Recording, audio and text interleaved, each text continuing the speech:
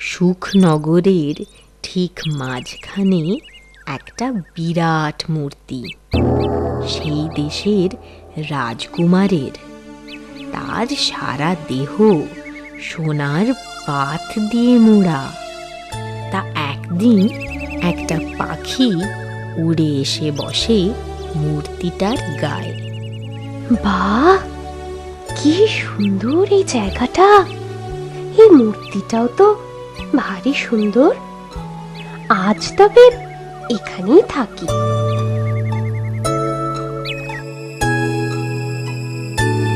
আহা, এ যেন সোনার ঘর। চাঁদের আলোয় কি সুন্দর চকচক করছে। আজ রাতটা বেশ সুখেই কাটবে। না, এবার একটু ঘুমোবার চেষ্টা করি। এ কি, জল পড়ছে কোত্থেকে? বৃষ্টি নয় তো? আকাশ তো বেশ পরিষ্কারই দেখছি। এদেশের আবহাওয়া তো ভারী অদ্ভুত। না, এখানে আর থাকবো না। না, এ তো বৃষ্টি নয়। তুমি কে?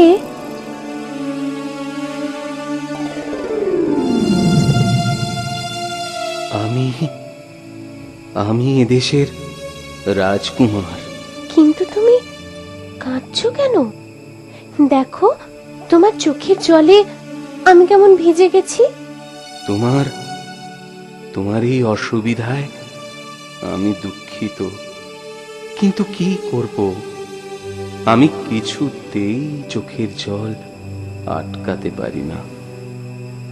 তোমার কিসের দুঃখ?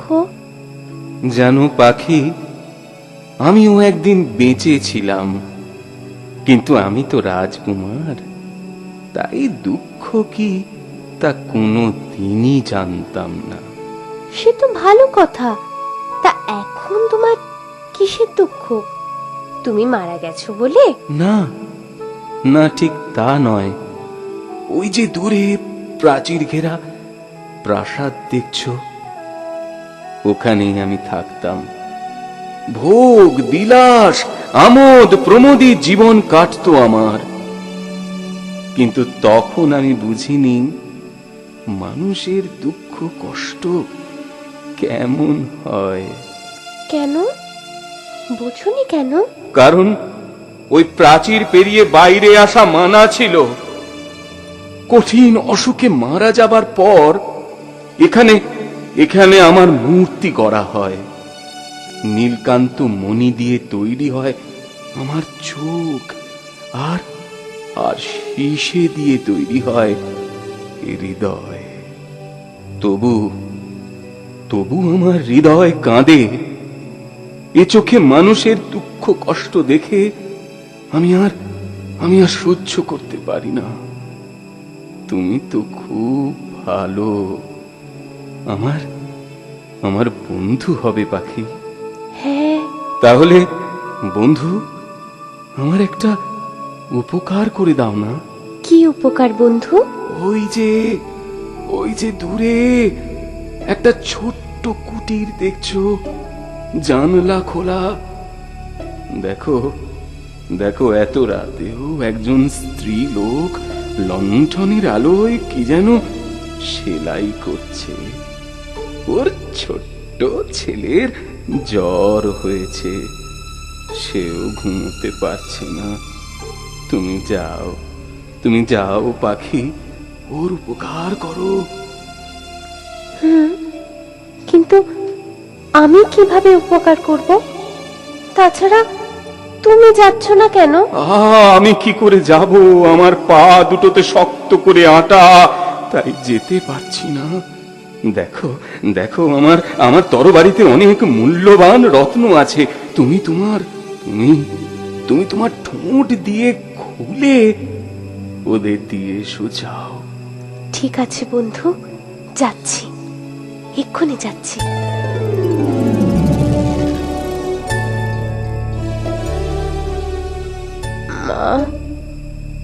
মা, আমার জ্বরটা মনে হয় খুব বেড়েছে। আজ রাতটা একটু একটু সহ্য কর বাবা, কালি জামাটা দিয়ে কিছু টাকা পাবো, তখন বুদ্ধি ডেকে তোকে দেখাবো। আমি কি আর ভালো হব মা? ও কি কথা, নিশ্চয়ই হবি বাবা। জ্বর আবার একটা ব্যামো হলো বল, ও তো এমনিতেই ভালো হয়ে যায়। নে এখন একটু ঘুমো। ঘুম ঘুম আসছে না মা, খুব কষ্ট হচ্ছে। দাঁড়া দাঁড়া, আমি তোর মাথা টিপে দিচ্ছি। মা দেখো, পাখিটা কি ফেলে গেল। এ কি, এ তো একটা দামি রত্ন মনে হচ্ছে খোকা।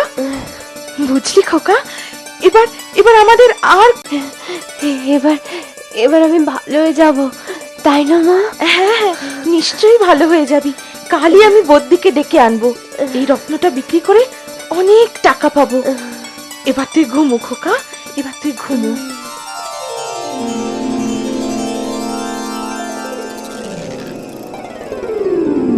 কি বন্ধু, কি দেখলে? সত্যি ওরা খুব দুঃখী। তোমার দেওয়া রত্ন পেয়ে ওরা খুব খুশি হয়েছে। সবে তো দুজনের উপকার করলাম। এভাবে যদি সবার ভালো করতে পারতাম, দুঃখী মানুষ তো আর কম নেই। কিন্তু বন্ধু, আমাকে তো রাত শেষেই চলে যেতে হবে। না না, যেও না তুমি। তোমাকে দিয়েই আমি মানুষের উপকার করতে চাই।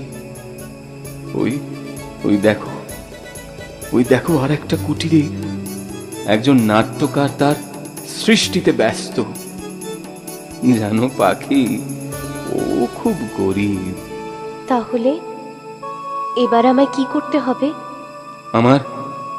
আমার চোখের নীলকান্ত মণি ওকে দিয়ে এসো। ঠিক আছে, তাই হবে। কিন্তু তোমার কষ্ট হবে যে।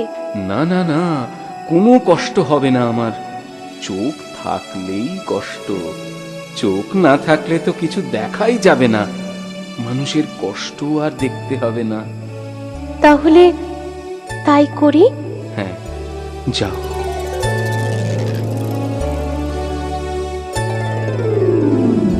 পৃথিবীতে কত মানুষ দুঃখী, তাদের দুঃখ দেখলে নিজের দুঃখ আর মনে থাকে না। নিজেকে অভাবী মনে হয় শুধু একটাই কারণে, আমার সামর্থ্য নেই, আমার সাধ্য নেই যে ওদের দুঃখকে দূর করতে পারি।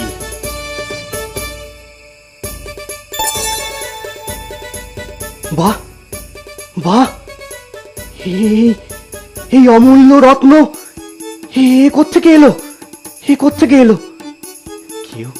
কেউ নিশ্চয়ই আমার গুণমুগ্ধ হয়ে আমায় উপহার পাঠিয়েছে। ধন্যবাদ ধন্যবাদ বন্ধু, ধন্যবাদ। নিচে তাকিয়ে দেখো বন্ধু। কি দেখবো? দেখো, একটা ছোট্ট মেয়ে এই রাতেও কেঁদে কেঁদে পথে ঘুরে বেড়াচ্ছে। হ্যাঁ, দেখে মনে হয় কিছু খুঁজছে। ঠিক বলেছ। আসলে ও সারাটা দিন ধরে ফুল বিক্রি করে যা রোজগার করেছিল তা হারিয়ে ফেলেছে। খালি হাতে ঘরে ফিরলে মনি বকবে, তাই ও হারিয়ে যাওয়া পয়সাগুলো খুঁজছে।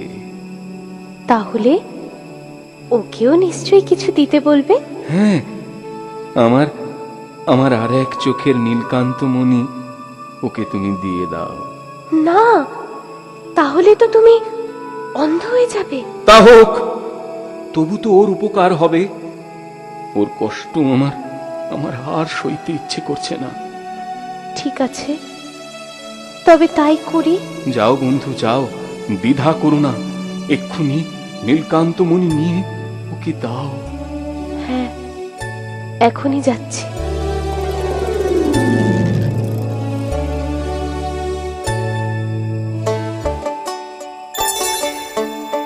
বাহ, কি সুন্দর এই কাঁচের টুকরোটা, রত্ন নয় তো?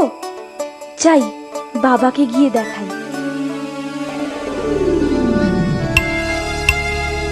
বন্ধু, জল পড়ছে কোত্থেকে? তুমি কি কাঁদছো? হ্যাঁ হ্যাঁ বন্ধু, কেন বন্ধু, তোমার দুঃখ কিসের? তোমার দুর্দশা দেখে আমি খুব কষ্ট পাচ্ছি। তুমি যে অন্ধ হয়ে গেছো বন্ধু। আমার কথা ভেবো না। কাল ভোর হলে তুমি কোথায় যাবে বলছিলে না? চলে যেও, তখন আমার কষ্ট আর তোমার দেখতে হবে না। না বন্ধু, আমি আর তোমায় ছেড়ে যাব না। তুমি এখন চোখে দেখতে পাও না, আমি তোমার কাছে থেকে তোমার সেবা করব।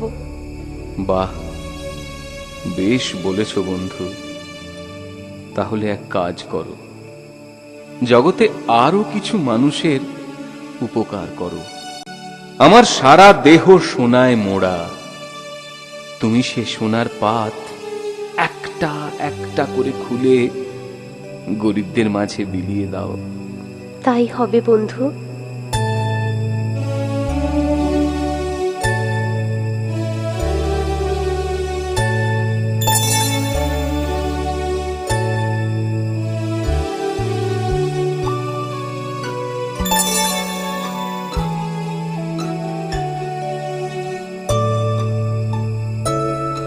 রাজকুমার, বন্ধু, আজ আমি পরম তৃপ্তি অনুভব করছি। আমার ক্লান্ত দেহ নিথর হয়ে আসছে, চোখে বড্ড ঘুম। যেন এবার আমি সত্যি সত্যি চলে যাব। তুমি চলে যাবে শুনে আমি দুঃখ পেলেও খুশি হচ্ছি। সুখে থেকো বন্ধু। বন্ধু, জানো, আমি মনে হয় মরণ ঘরে যাচ্ছি। মরণ তো ঘুমের মতোই, তাই না? হা ঈশ্বর, আমি লোকের উপকার করতে গিয়ে তোমার অনেক ক্ষতি করে দিলাম। না না, এ আমার উচিত হয়নি। না বন্ধু, দুঃখ করো না, দুঃখ করো না বন্ধু। আমি পরম সুখে তোমার কোলে মরণ ঘুমে ঘুমাবো। দুঃখ করো না। হায় হায়, আমার হৃদয়টাও ভেঙে আসছে। মরণেও আমার ঘুম আসেনি। এবার আমিও সত্যি সত্যি ঘুমবো, তোমার মতো বন্ধু। তোমার সাথে আমিও।